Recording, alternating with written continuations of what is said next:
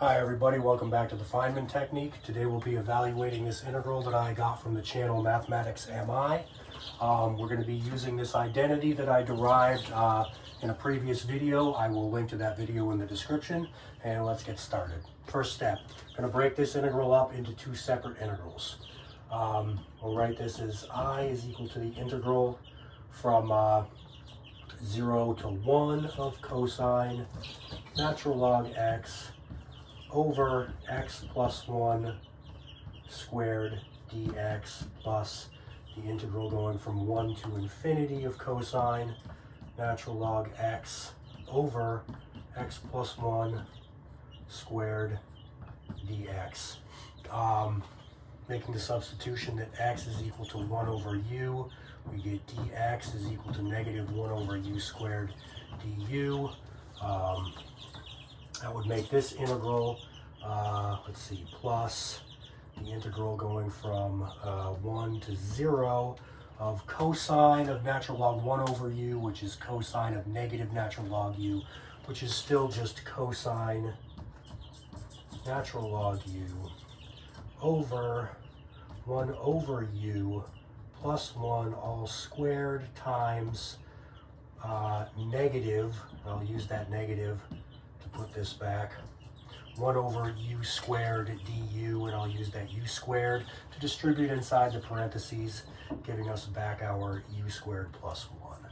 So this is the same as this. In other words, I is simply equal to 2 times that.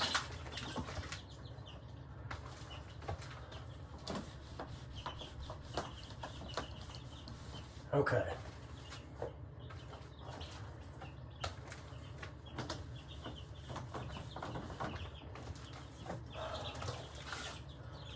All right, so now what we're going to do is we're just going to start plugging numbers into this identity. This means, if this is true for all t, then this means that the integral going from 0 to 1 of x to the I over x plus 1 all squared dx is going to be equal to 1/2 plus the sum going from n equals 1 to infinity of negative 1 to the n times I over n plus I. Right? We literally just substituted our, we substituted I for t, so that should still be true, and it is. Okay, so let's see. Let's write x to the I as e to the natural log of x to the I. That's still just x to the I. We use the properties of logarithms to bring that I out right there.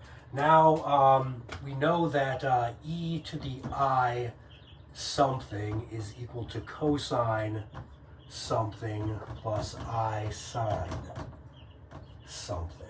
In this case, our something is going to be natural log x. So we can replace this e to the I natural log x with cosine natural log x plus I sine natural log x. So I'm going to write that over here. So we're saying that the integral going from 0 to 1 of, replacing this with this, we get cosine natural log x plus I sine natural log x over x plus 1 squared dx is equal to 1/2 plus, I'm going to continue on the other side of the board,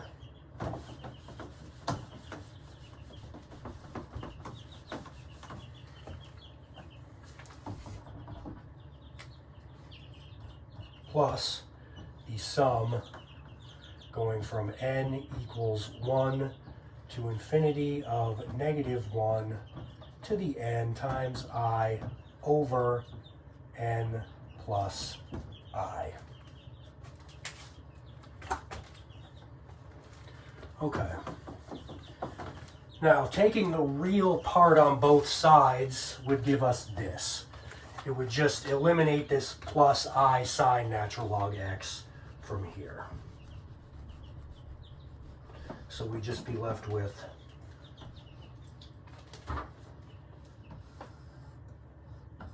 cosine natural log x dx.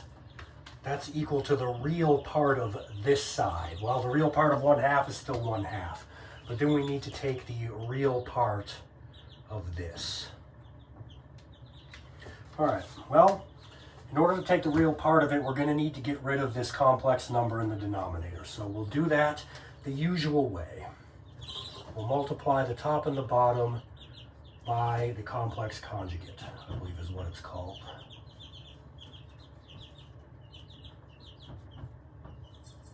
Okay, let's distribute this I. Oh, I'm sorry, this was an N minus I. So, all right, let's start over. There we go. We multiplied the top and the bottom by the complex conjugate. On the bottom, we would get N squared plus 1. So I'll just write that real quick.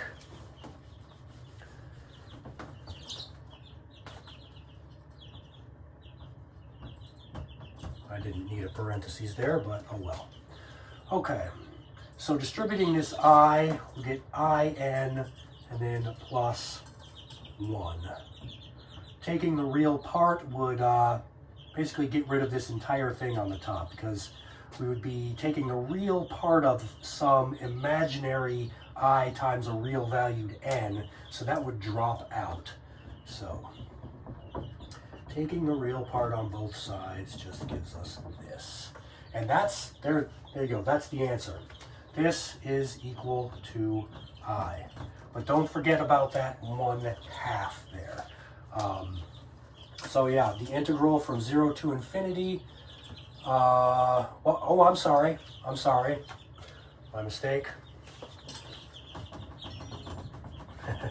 Forgot a very important part here. 2. See, our original integral was 2 times this. So we need to multiply this side by 2. So that's going to be equal to 1 plus 2 times the sum as n goes from 1 to infinity of -1 to the n over n squared plus 1. And that is equal to I. And that's the answer. Hope you enjoyed that.